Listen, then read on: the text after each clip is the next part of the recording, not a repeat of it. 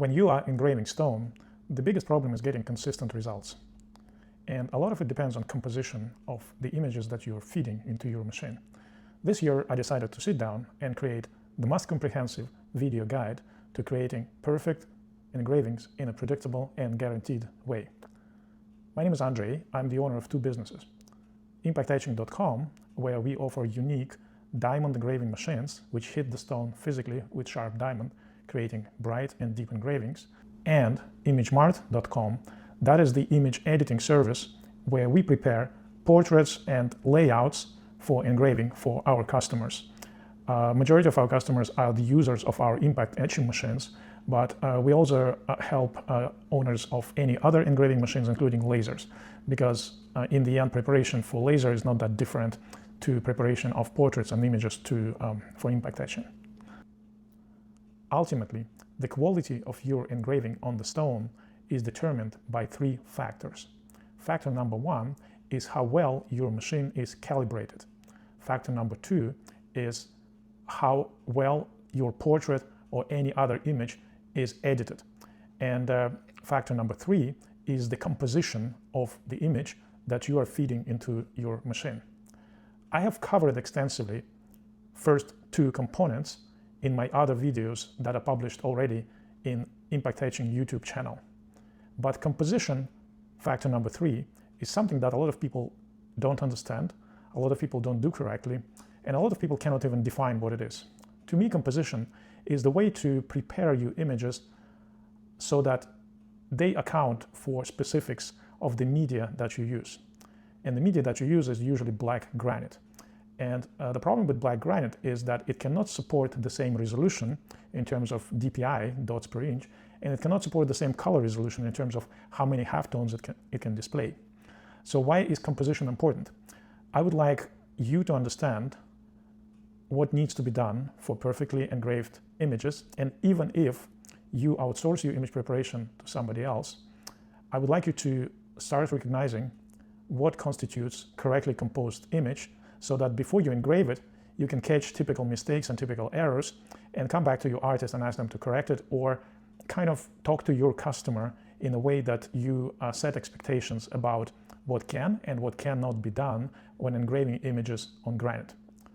I guarantee that by the time you finish watching this video, you'll find something useful for your monument, for your stone engraving business.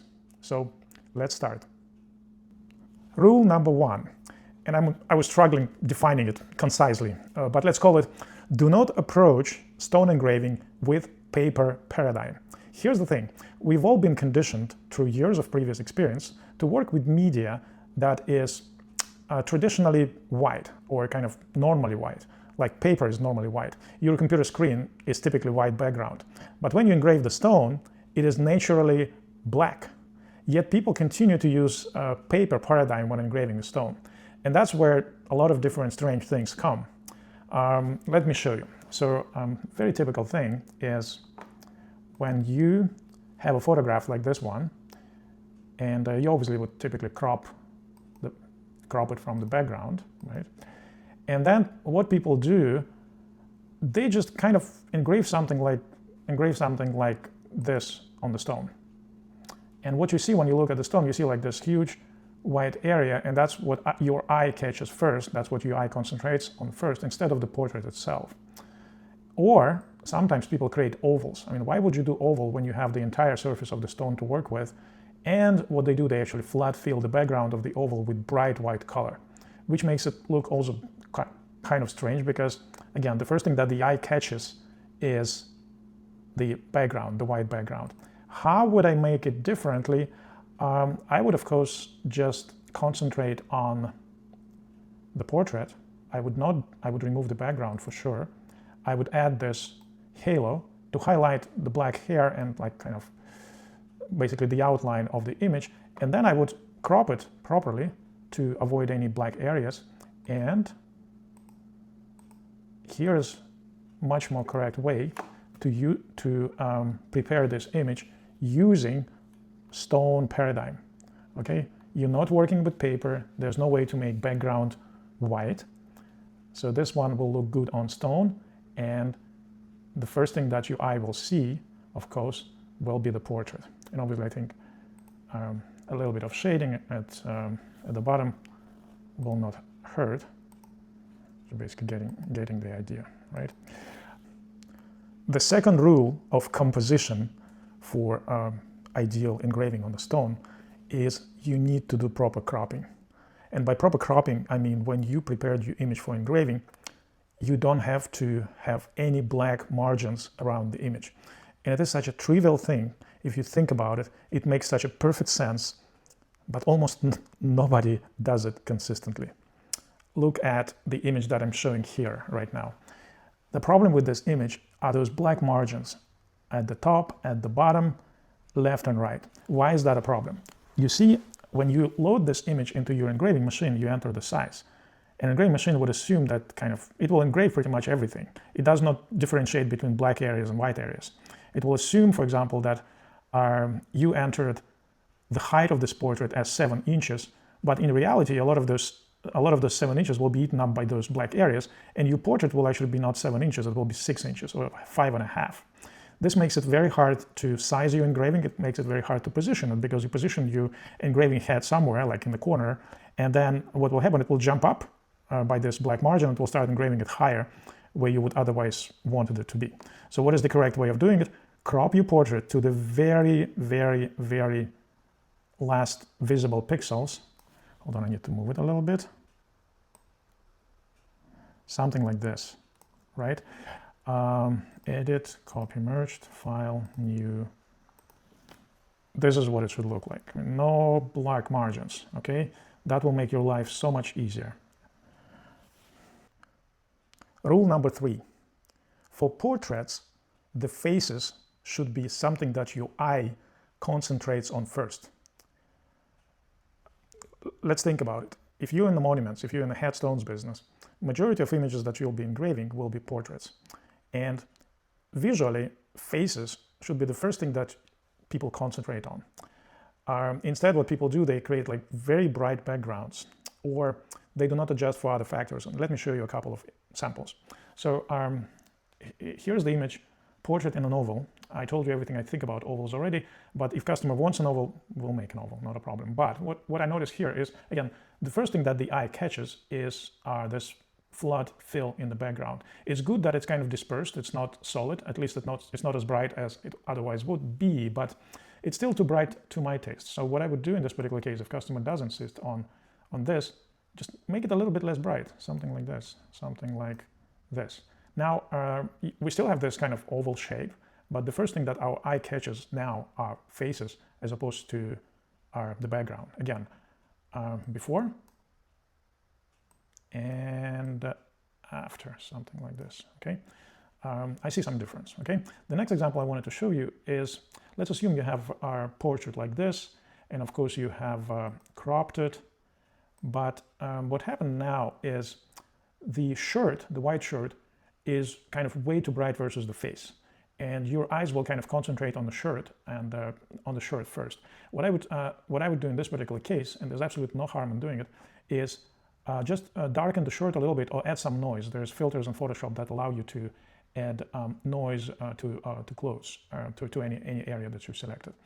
And as we are on this topic, the next rule of composition is, for people with darker skin tones, I would suggest to actually brighten the skin. I would suggest to make the skin brighter, because remember, we engraved the black material. For darker skin tones to be visible on black stone, they need to be darker, and customers usually won't complain. You might agree with me or not, but that's what I would almost always suggest we do, is make faces a bit brighter. Obviously not to the point where it becomes like too overexposed, but definitely there's no harm in majority of cases, and the faces look good on stone, good and natural, to brighten the darker skin tones, okay?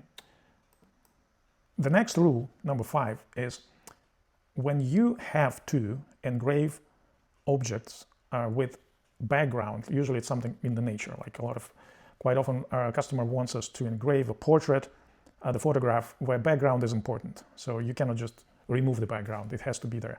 But the problem is when a person or any object stands in front of some nature, there's so little contrast and so much visual noise that those objects kind of very hard to distinguish once they get engraved. Here's an example. So this is some kind of farm scene with tractor and animals.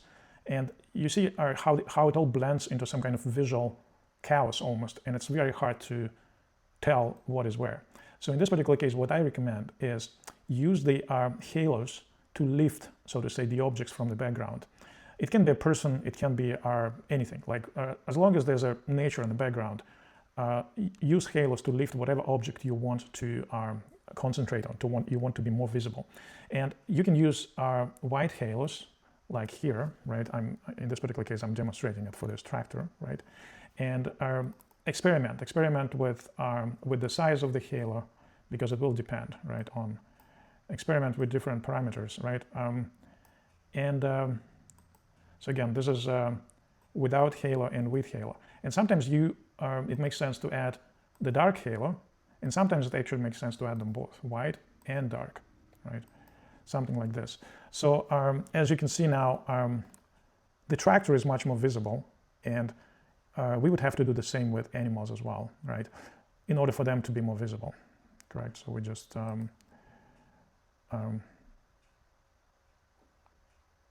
sorry. We select, let's try this horse. We select the horse, put it in a different layer. To that layer we'll apply, for example, let's do white, okay? I hope you see the difference. Immediately that animal becomes much more visible, and depending on how big your image is, okay? You might want to experiment with the tools. Again, my point is you don't need to do it all yourself, okay? But what you need to understand is when you have something like this and you give this image for editing to your artist, specifically either ask for this, or if they send you the image when edited without these effects, just return it back to them and tell them, hey, add a halo around this object so that it's more visible versus the background, okay? I'm not trying to teach you Photoshop here. I'm trying to talk about the rules of composition, what you need to look at, what you need to do, and what you need to avoid, and how you need to communicate with persons or companies who prepare your images for you. And I'm training our artists at ImageMart to do this, but sometimes they forget, or sometimes they just don't fully understand what you want to do with this image, right? But in the majority of cases, when you use ImageMart, we'll do it by default, okay? So again, take a look at this horse before and after. It's definitely more visible. Now the tractor is more visible, and we'll need to do the same for the other two animals, all right? And the same, like if you look at this motorcycle, also it's motorcycle, but kind of this area where it's forest in the background, maybe it makes sense to lift it up a little bit from the background, and the same story. Maybe do something like this, and I'm not sure if you agree, I think it's much nicer now. Hold on, let's try.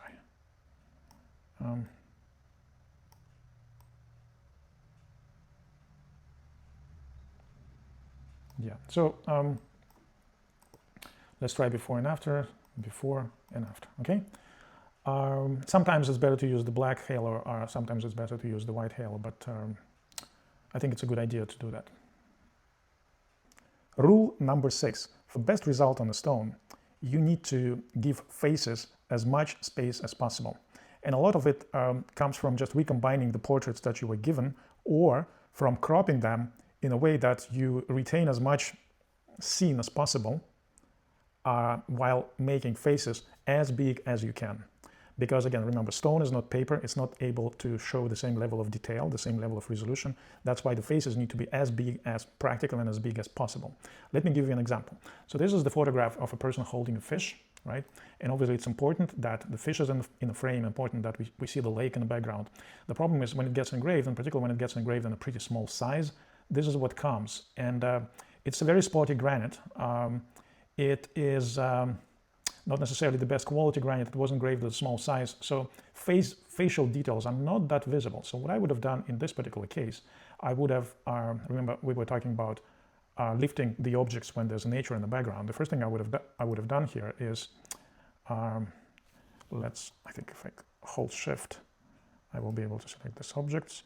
Okay, let's first lift this thing out of the background. I'm not sure which one is better, white halo or, okay. I think a little bit of black halo will probably work best. Obviously right now it's too big. Something like this. Not necessarily need to be as dark. Okay. Well, obviously I don't have a lot of time now, but I'm just giving you the idea. You need to experiment with what works best, but let's try before and after. Before and after. Okay, I think after is much better, but what I'm talking about here mostly is this crop gives a lot of real estate to the sky, to the other kind of side elements, but as a result the face is not big enough when engraved. So what I would suggest, I mean obviously the fish is important, a little bit of scenery in the back is important, but I think we can sacrifice part of the body for bigger face with more details. So here's what I would do. Obviously keep some lake in the background, that's important. Move this thing a little bit like this, selection. That is the ultimate cropping, the ultimate selection I would have done. And let's try to see what it will look like. So when you engrave this kind of new crop versus this, the real estate given to the face, the place on the stone given to the face will be much bigger. It will be more details and will look nicer, in particular now that we added this halo around the body to lift it up from the background.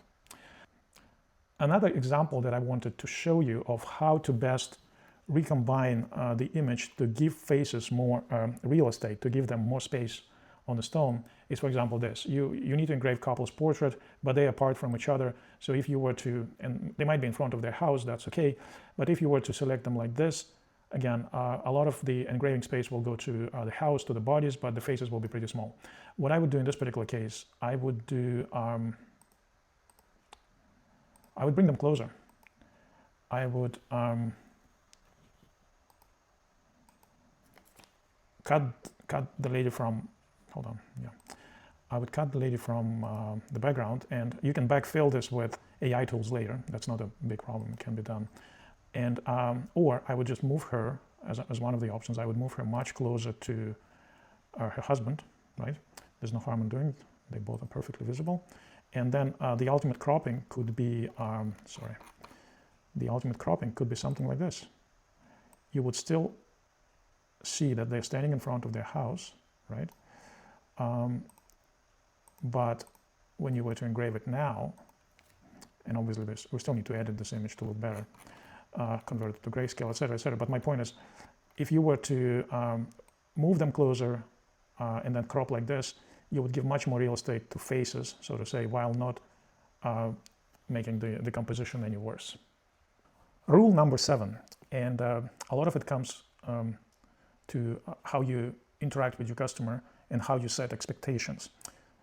But this rule is avoid engraving collages and group portraits whenever possible.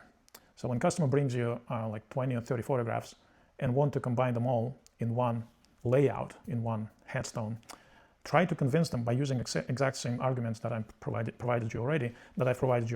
Stone is not paper. Stone is not capable of showing the same level of detail, and try to keep number of portraits engraved on stone down to a reasonable number. Why? Because when you combine those portraits, in order to squeeze them all into the same layout, you have to make them smaller, and making portraits smaller, you lose the details. Again, in some cases it's not possible. Customer wants 30 photographs on the monument and cannot be convinced to reduce that number. Do your best. I mean, we'll do our best for you. But try to kind of set expectations, try to avoid it if you can. I wanted to show you this example. It's from one of our customers, and this job almost gave us a heart attack because it was so much work. It was so challenging combining all those assorted photographs into one layout, but I think we did a pretty good job at ImageMart, and it actually looks very good, this headstone. But part of the reason it looks very good is because the stone is big. So when there's so many portraits, so many photographs, on the big stone it looks good. When your engraving will be smaller, it will not look good because the details will be lost. Rule number 8. Engraving photographs of nature should ideally be avoided. You see photographs of nature with all those leaves and grass and flowers, they look good in color, but when you start engraving them, it's usually low contrast scenery because you have to convert it to black and white. The stone cannot support colors. A lot of smaller details. It usually does not look good. Let me show you, for example, this photograph. It looks beautiful, but remember you have to convert it to grayscale, and it already starts to look worse. But when you engrave it, all these smaller details will just be like more or less one gray area, and all you'll be able to distinguish is some kind of grass, some kind of forest, and some kind of sky. The better way to approach it is to stylize it. So basically resketch it in a style best suitable for stone engraving. And it used to be super complex, super expensive. You had to find the artist, but now we can do it through AI. And when you send a scene like that to us, or you use your own in-house image editor, just know what's possible and don't settle on just the photograph. You can ask them, hey, restyle this image using AI so that it's best suited for engraving. And I can show you what I've done pretty quickly with one of the AI tools. So here's like the original photograph, and here's its AI re-rendering, okay? As you can see, it's pretty much the same scene, but believe me, this one will look 1,000 times better on the stone.